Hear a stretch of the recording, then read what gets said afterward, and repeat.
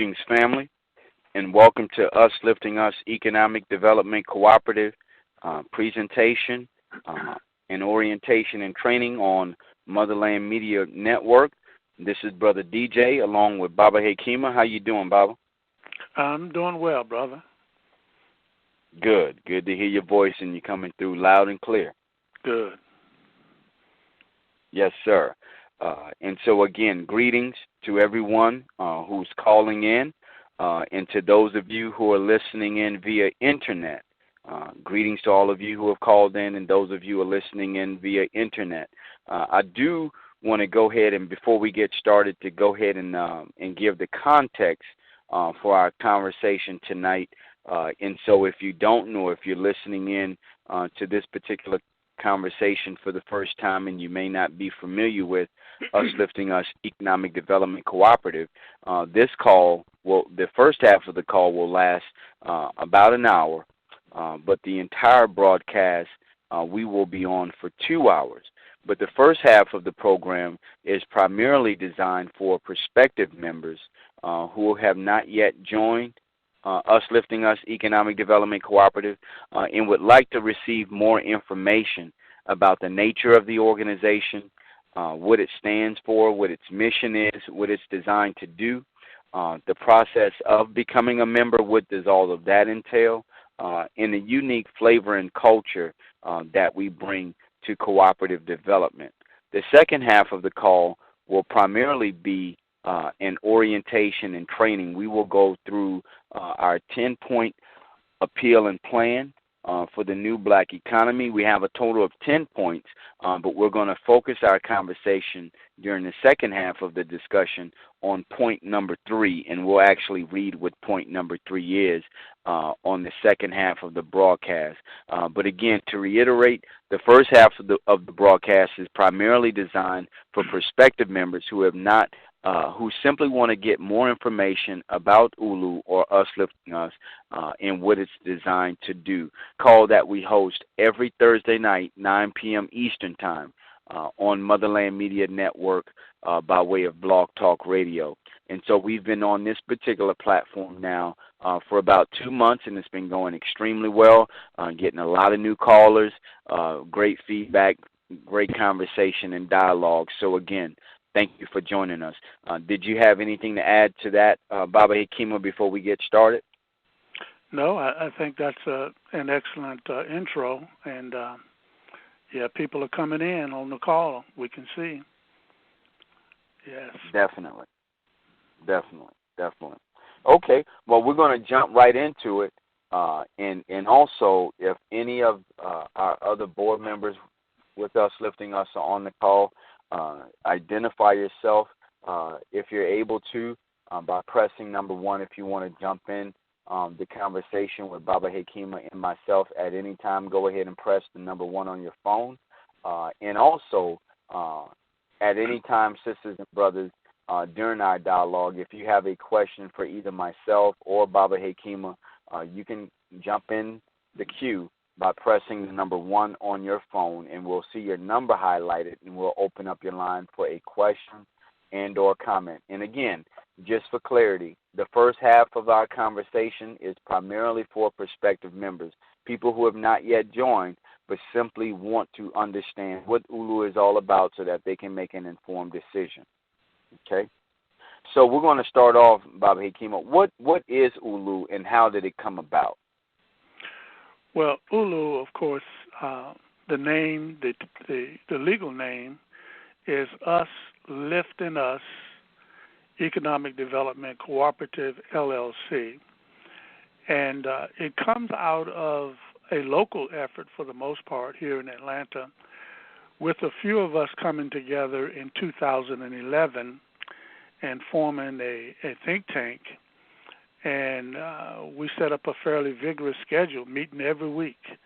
And over a year or so, we came to an agreement that we would create a new formation. Again, Us Lifting Us Economic Development Cooperative. And it took us 2 years until we actually became an LLC. When we first legally constituted ourselves we were a C Corp. So June of 2013 is when, in a technical sense, we began to promote ULU around the country and, in fact, around the world. Now, we came into existence because we felt, and I should say we knew, based on everything that was happening around us, that we had to step up to the plate and really look at the economic affairs of our local communities and our global community. And we just, we're part of a global movement, and in fact a national movement that some of us, or many of us, are involved. The traditional modes of or that, let's say, the traditional currents that were prominent in our movement in the past decades had simply dissipated. The gold watch, the 30 years on a gold watch, that disappeared. Depending on black elected officials at the local level, the state level, and the national level, pretty much that hope has disappeared. Getting a good job, a good factory job, government job, industry job, it disappeared. So we came into existence in the flow of a very strong movement towards independence or internal development. People want to go into business for themselves because they knew that the labor was being stolen on the job and they were not being respected. And also there's a movement in the world, forces looking at what would naturally evolve after and as the capitalist structure was in trouble, and some would say is in demise. And so ULU came into existence as a collective expression of our need to gain greater control of the economics of our community. Of course, we knew that the mantra was going into business for ourselves and supporting black businesses. And our conclusion was that that was not enough. Just simply going into business and supporting our businesses, we concluded would never equal real power for our people. And so what ULU is, in essence, is an offer to our community to look at economic empowerment from another perspective, to add to what it is that we're already doing, and add something that's very natural when you think about it, and we've done it before. So to add group-owned enterprises that are large scale, that could grow into thousands and tens of thousands and hundreds of thousands of people and institutions being involved, and hundreds and thousands of businesses that we would own collectively as co-ops. And so we came into existence again. I think the question was, how it is that we came into existence and who we are. So we are a business formation that's formatted for hundreds, thousands, tens of thousands, hundreds of thousands, hopefully at some point millions of us in multiple countries around the world. Currently we're in, I say all the time we're in 5, but I forget Haru that's down in, St. Thomas? St. Thomas, yes. So we're scattered about. And so the idea is that, and the engineering that's going on is to put in place an exact method by which we gain control of the economics of our local communities, our regional areas, and through connectivity, through connecting these efforts, a national presence with international implications as well. So in a nutshell, that's who we are, and of course there are many parts to that, and and hopefully we'll get into discussing those as we go. Definitely. And so for people who are not really familiar, there are many different types or several different types of cooperative formations. Describe to us, Baba Hekimo, what type of cooperative is ULU or Us Lifting Us compared to the other models or types that are out there? Exactly. First of all, any co-op is a business. And if it succeeds, it performs well as a business. The same objectives. The structure is different.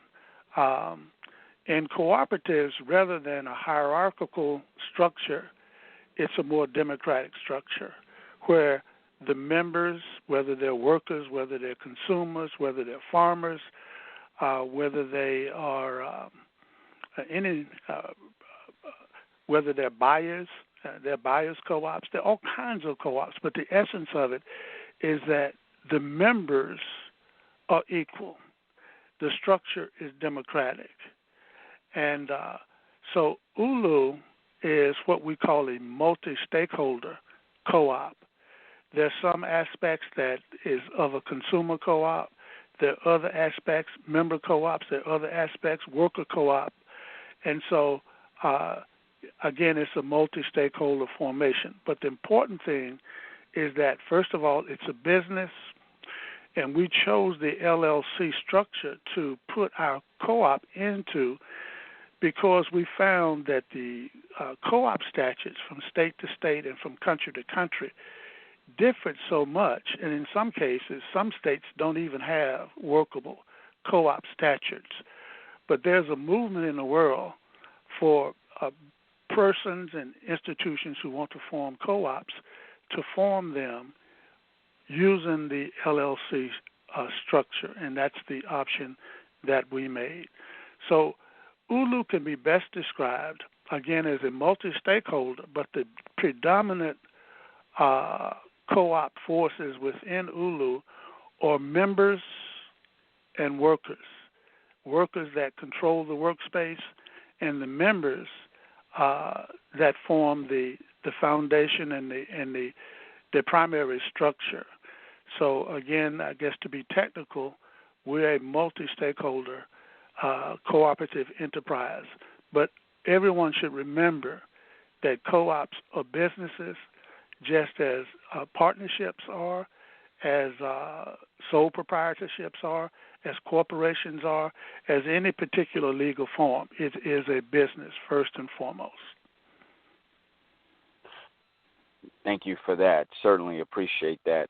And with the designation as a limited liability company, what does that allow Us Lifting Us the ability to do over other types of incorporation?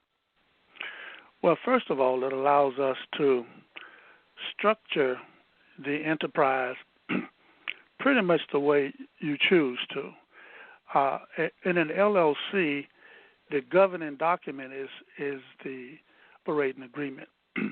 In a regular corporation, the governing document is usually bylaws. And those follow fairly standard models or procedures. But in an LLC, you can actually structure the operating agreement, and you have more latitude than in a structure where bylaws or the standard form. And in addition to that, we could promote a democratic process more easily in that structure, because the essence of a LLC, and that's a limited liability company. It's a company. It's not a corporation. It's a company. And based on how you structure it and the way we have structured it, each member who joins ULU joins as an equal partner in a company and in a business enterprise. And so it accommodates what we want to do, but it also allows us to build membership throughout the country and throughout the world. And we knew when we first started that it would be necessary, based on our model, to build relationships and business relationships and have business formations in other countries around the world. So it accommodates that as well. The other thing is an LLC is what's called a pass-through institution for taxation.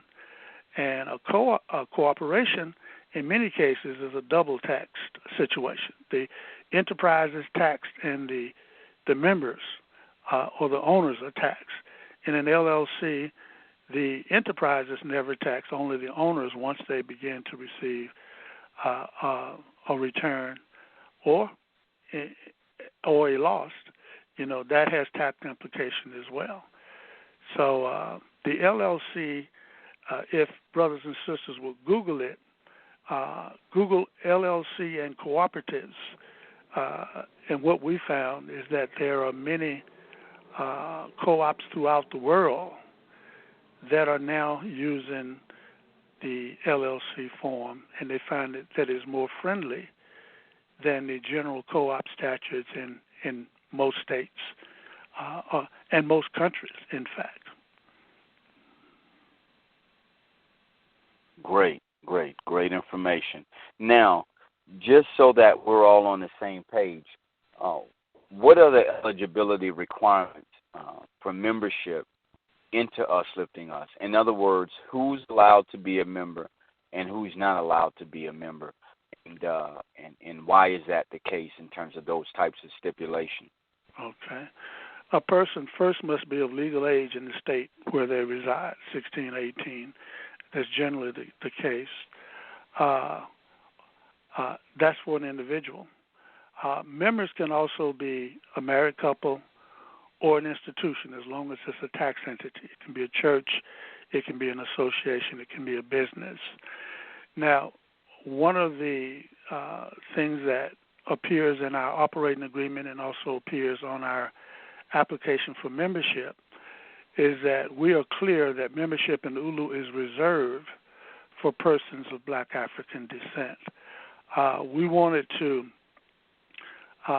with this effort, clearly pool the resources of our people and develop approaches that would strengthen the communities that we live in. Typically, we call them the Black communities or whatever name you would have. That's pretty much the restriction. And when a person joins ULU, the first thing they do, they make application for membership. And members are only approved after they've been interviewed. And there's also a fee, $50 yearly membership fee. So once an application is submitted, the money is submitted, and we do a little bit of vetting to know who it is that is applying for membership. And in almost every scenario, of course, we approve the member. Now, members, in addition to having power through their membership, and it's exercised in two major ways, through electing a board of directors that governs the day-to-day operation, and also voting to approve or to ratify or to amend the governing documents. Members also have the exclusive opportunity to acquire equity in the company.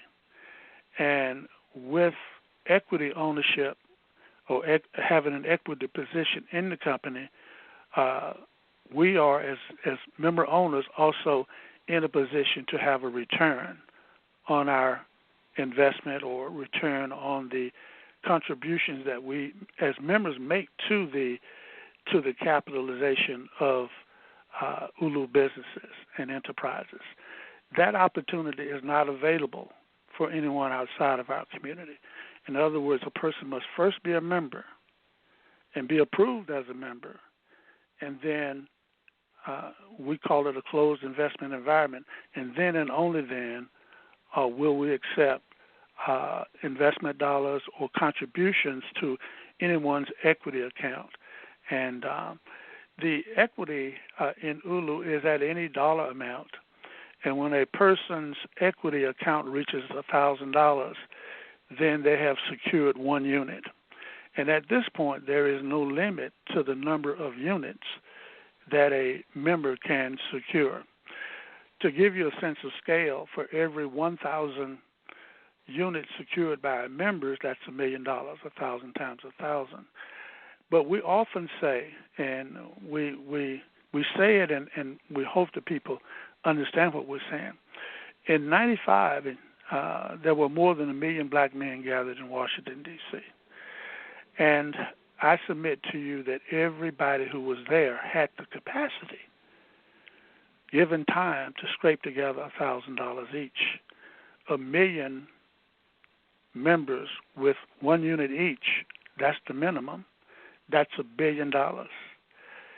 Given the proper foundation, the proper education, the proper promotion, we can do that over and over and over again. So we say that the African in America in particular, but Africans globally, but again, the African in America is uniquely positioned, given the proper format, the proper education, the proper structure, to fuel a global black economy.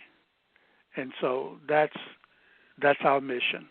And so membership, again, an individual, married couple, or an institution, as long as it's a tax entity, and then members and only members can acquire equity. But the important thing is that what we use equity for, and we can talk about that as we get to it, that is what makes us unique. Well, two things.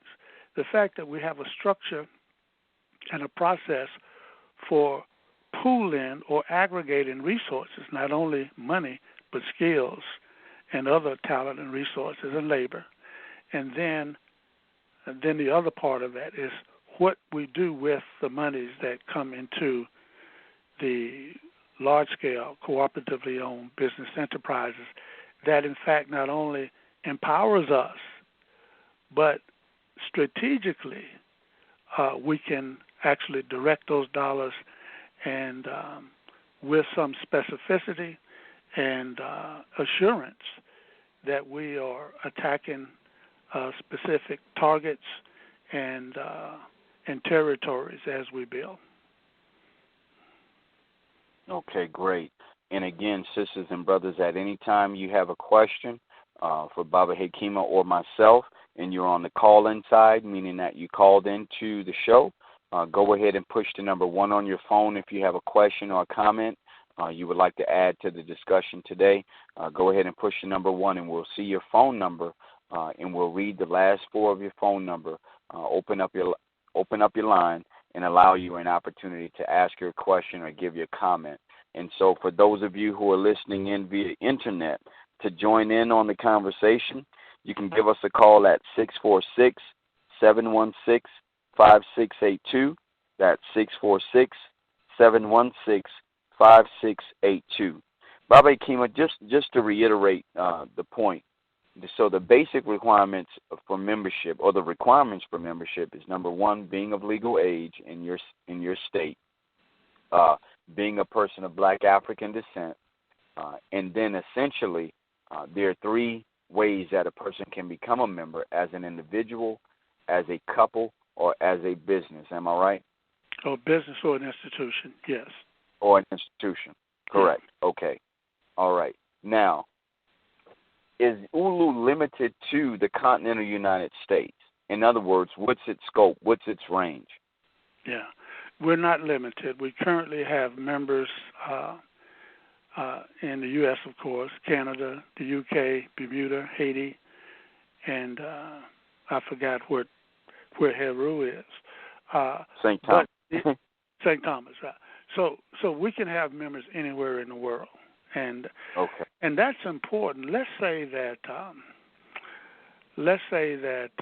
we want to establish a manufacturing concern. Let's say in Guyana or Belize. To be true to our model, the workers in that community would have to be ULU members, and also owners, equity stakeholders in ULU. And so our model would call for us first to organize a membership base in that community and then build the structure, the business structure, the co-op from the members. Because wherever we have businesses, we want stakeholders to live in that community to promote the business and to protect the enterprise.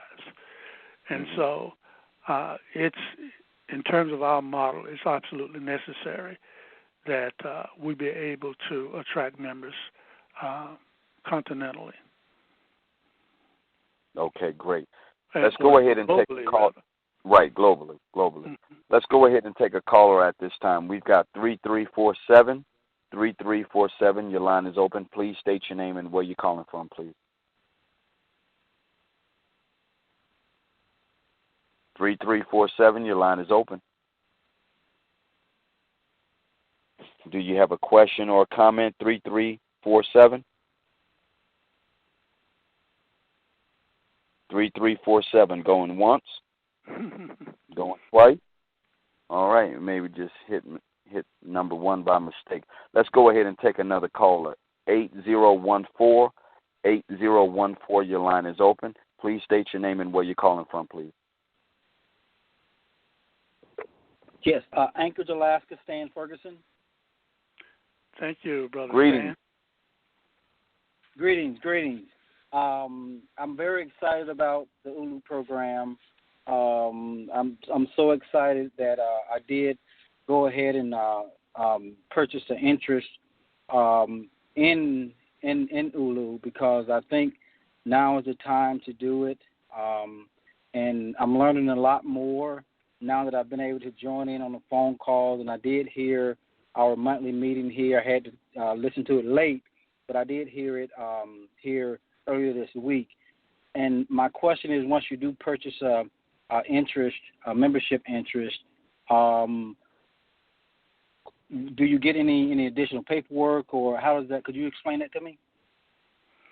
Yes, go ahead, Bobby. Please take that question. Right. Thank you for the question. What we're going to do with you and others, we're going to have you print out a 3-page purchase agreement. We want you to fill it out. The main thing we want, as you know, the application that you filled out, we didn't get a tax ID number or Social Security number. We're going to need that. We need to make sure what your legal name is, and we also need to know who your beneficiaries are, because if something should happen to you, you probably want that ownership unit to stay in your family. So, and we also will need you to fill out a W-9. And so you'll be receiving that shortly. And then once we get that back, and when we get it back with your signature, we're going to sign it. We're going to make a copy, and then we're going to send it back to you for your records. But we're also going to send back to you one unit, your certificate. And it's a beautiful certificate. I suggest that you frame it, let people see it. But you may want to just put it in your safe deposit box because it's equity in a company that we feel has no limits in terms of its growth. So yes, you are to receive additional paperwork, and then you'll have to put that back in the mail to us, and then we'll make a copy of it and send it back to you with our signature for your records, along with your certificate, your ownership unit in ULU. And thank you. I did see your unit purchase. I guess it was last night or yesterday. So thank you. Yesterday. Yes. Yes. I don't have any other questions. I just one quick comment is just I guess I can't express how excited I am about this, and I'm looking forward to us growing. We are global people, so it would make sense for us to be global in our thinking and growing and creating our own economic society, and so we can help our people and grow from here and create in the future starting yesterday. So thank you. Thank you. Thank you for your question and your comment, brother, and welcome aboard. Thank you. Bobby Kima, that was a great question and also a great follow-up comment. I'm constantly amazed by the types of people who, number one, are attracted to Ulu, and then number two, the people who join from many different walks of life, all types of experiences and skill sets and education levels and things like that. Why is it important for sisters and brothers to connect with an organization in economic formation like Ulu? Well, I just don't know how we're going to move forward without it. We have so much pent-up genius, creativity, from a spiritual, psychological, mental. We're just a creative people. And we haven't had, in my opinion, the proper structures that would allow for group creativity. And Ulu, I think, is, now we're still growing, we're still in our infancy, but as we grow and as we build teams, local base collectives of Ulu members and locals and national committees, and bring businesses online and then back those businesses up with financial institutions, with research capacities, there's almost nothing we can't do. I'm not sure if the brother who just called in, we had a call from Alaska, a brother who had an idea of small container ships. We're involved in transport from Africa and from Caribbean and Central and South American countries all the time. And we normally think about the big container ships, the great big ones, but there are also smaller container ships. So his position was that Ulu need to go into the container business, the smaller ships, and also get involved in the revenue generated by transport across the sea. So that's just reminds you of the genius and the thinking that's in our people. But if you don't have a large-scale, group-owned enterprise to welcome that energy, those skills, those resources, and then with a staff of people who are prepared to appreciate that and to format it in such a way to get programs back out to the community, then everything that we do is haphazard and random. There's a saying that if your thinking is fragmented, you are fragmented. And so we're very often fragmented because we don't have a central planning apparatus for the desire that we have for independent development. So it's important because everybody knows on the planet how special we are, but we've got to harness that. Right. Great answer. Bobby Kima, as we know and we talk all the time, Ulu is not the type of organization or company that a person just joins and takes a seat on a bench or stands on the sideline. Why is it important for a person to not only join, but be actively involved in Us Lifting Us? And also, what does Ulu have to offer once a person becomes a member? What are the things that they can actually get involved in? At two levels, on a national or global level, we have 4 standing committees: membership committee, business development, media and information, and elder and security. Those 4 committees, we want to form national or global committees that do work on behalf of the total collective globally. But we also want to form those 4 committees in neighborhoods, in communities, on the ground. And we do that through what's called UBC, Ulu Base Collective. And what that is the few members that are in the same town, same part of the city, and there can be multiple ones in any particular city or town. But those organizations of ULU members build relationships, teach and inform about cooperative culture. Hopefully they will be in a position to aid each other in time of need. But the other thing that they would naturally do is look into their local communities for business opportunities, where there's something that could be started from afresh or something that could be purchased or bought out. And so the local ULU members, we want them to begin to think through how their communities could be impacted with an intervention of ULU. In other words, a local business owned by ULU, and when we say owned by ULU, it would be owned by all of us collectively, regardless of where we lived in the world, but it would be managed by the workers in that city.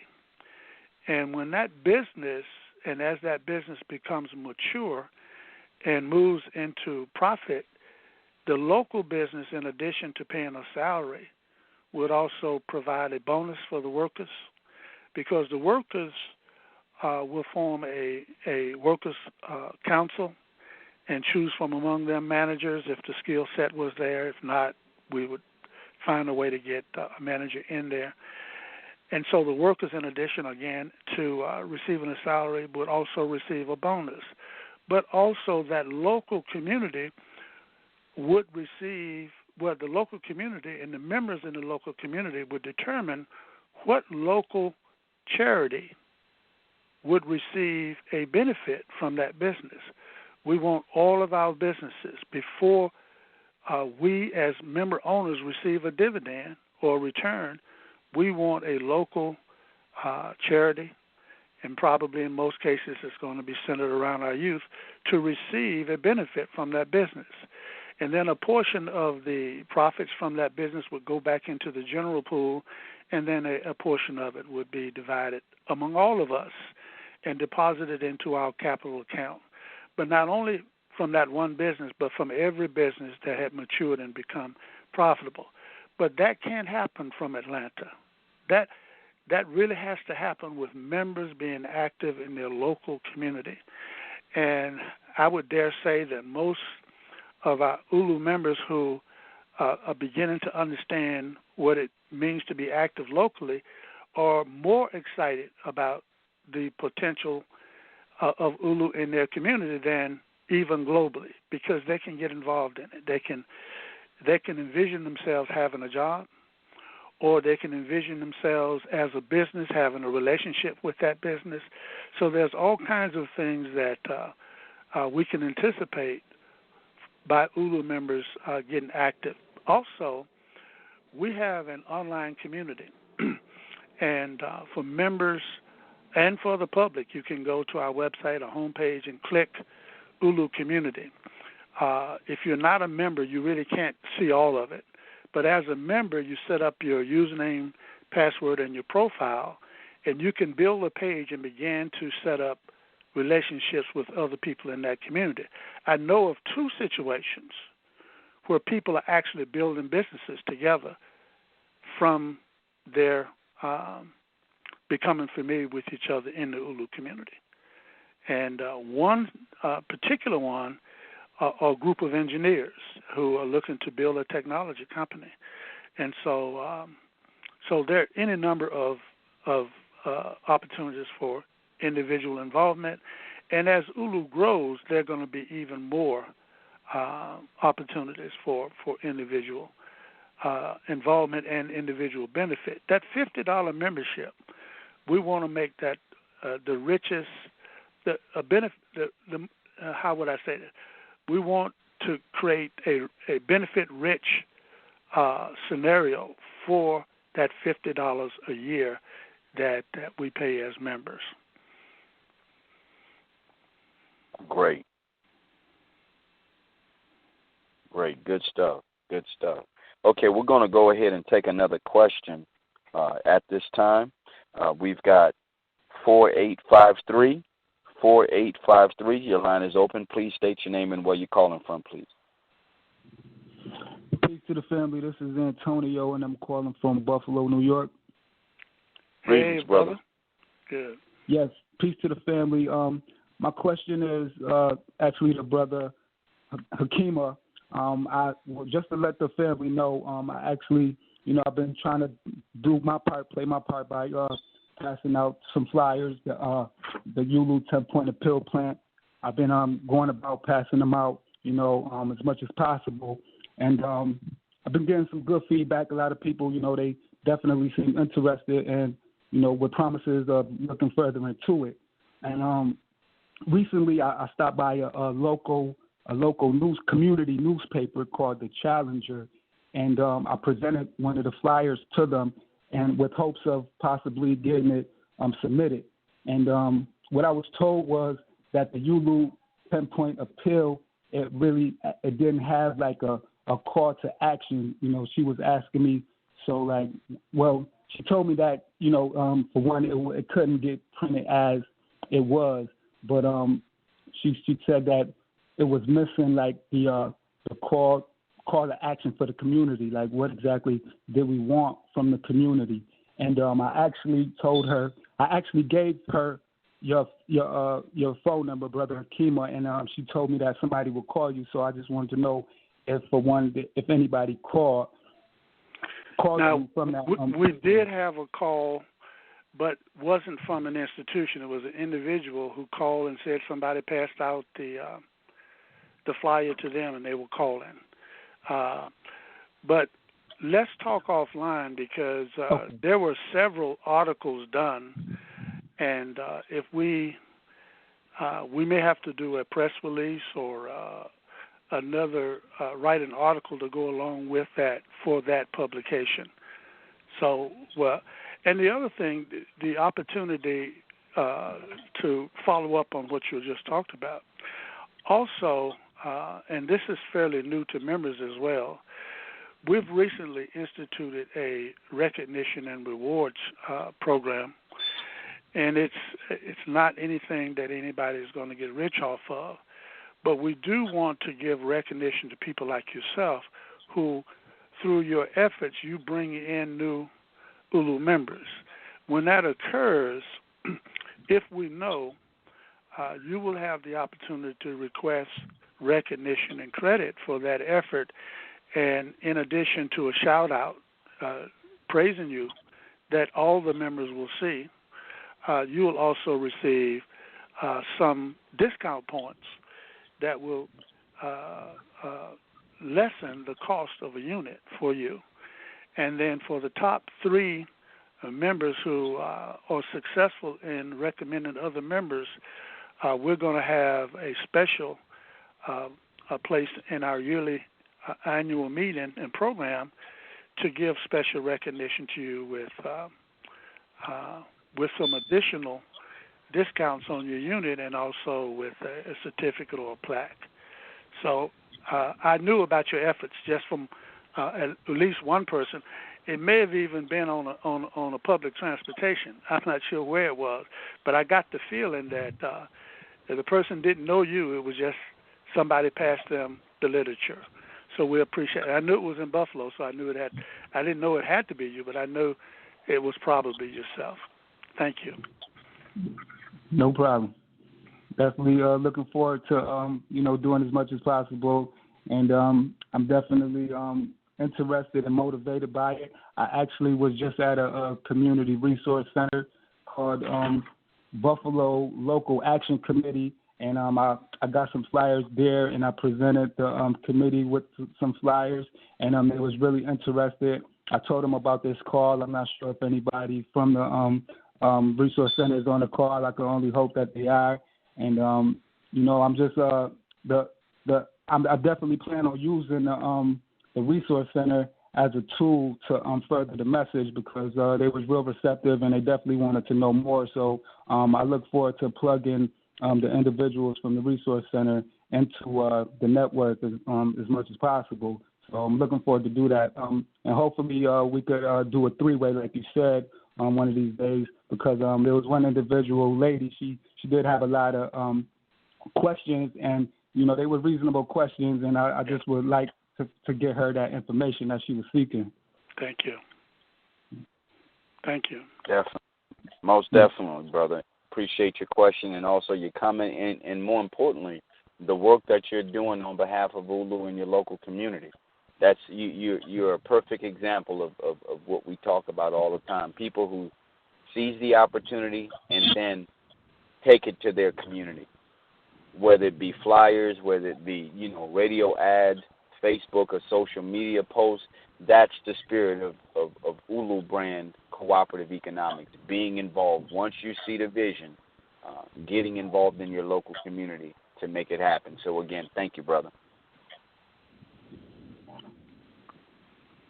Brother DJ, we also might want to recommend that our listeners and our callers check out our Facebook page, our YouTube channel, and Brother Thurman up in Richmond is doing a tremendously important piece of work in keeping the Facebook page hopping, and it's growing like leaps and bounds. And so for all members, don't hesitate to go to our Facebook page, like it, and help promote what we're doing in social media in any way that you can. Definitely. And before we end the first half of the call, for those sisters and brothers who would like more information about Ulu, how to get involved, what information do we have out there for them? Well, I would indicate three ways.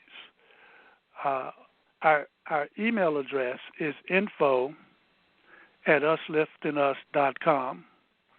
Again, info@usliftingus.com. We also have a feedback form on our website, and some of brothers and sisters go there and type in their questions. Also, we have a phone number that we answer. We don't answer it directly, but we'll follow right back up with you, and that number is 404-592-2780. 404-592-2980. So any way that you could reach out to us. But if you have not gone through the presentation on our website, I would encourage you to go to our homepage. To go to the middle of the page, there are 3 videos.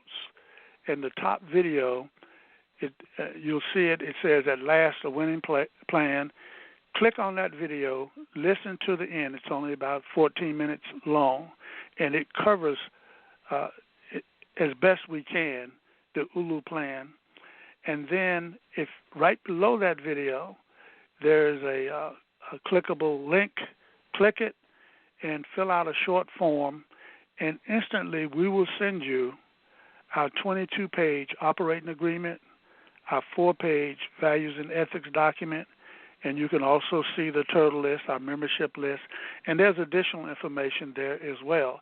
And when you do that, you also receive some additional information on an ongoing basis, and it puts you in the queue, so to speak, puts you on our mailing list, and we're able to keep you informed.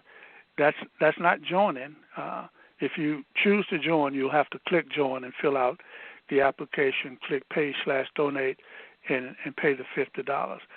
But info@usliftingus, and our phone number, 404-592-2780, are the best ways. Okay, sounds good. And definitely go to our website, usliftingus.com, for all of those things that Baba Hakima mentioned. And so just to kind of wrap up or tie up the first half of the show, again, this particular conversation was primarily for prospective members, people who wanted to hear more about Ulu, may have initially heard about it from a family, friend, coworker, or just a member who may have introduced himself and herself or given you some literature about the organization and really wanted to come on the call to become more informed about the organization, but in addition to that, more informed and knowledgeable about what cooperative economics is and how it could benefit them, their family, as well as their local community.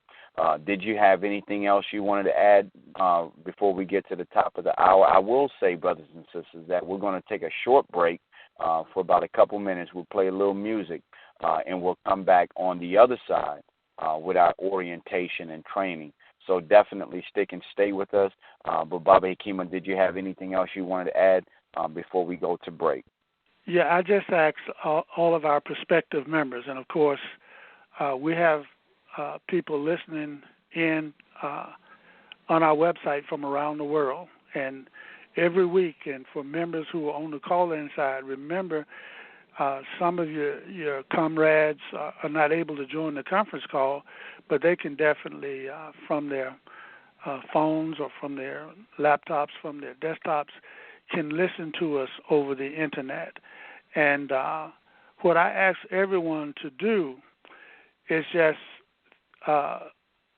attempt to consider something different. We know that we've got to do a better job of supporting our black businesses, but we also know or suspect, I said many of us suspect, that there's something missing, that there's something else that we could do.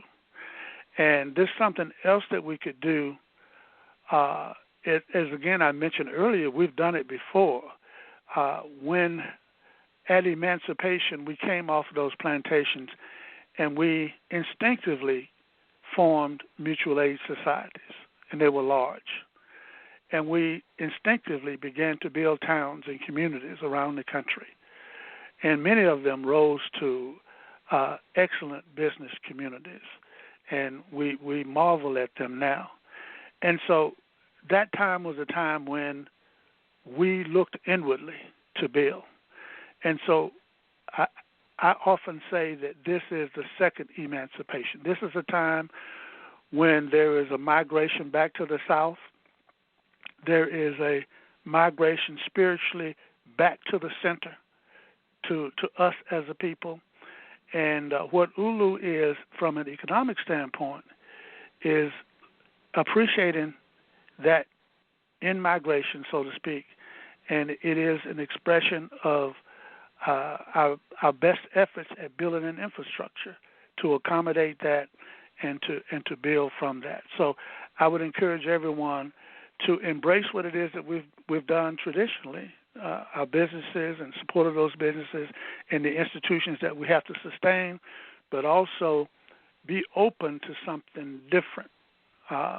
And what it is different is this large-scale, cooperatively owned, group-owned enterprise that adds muscle to what it is that we're doing, but it also adds a steering mechanism. It allows us a way to put a rudder or a steering wheel on what it is that we're doing.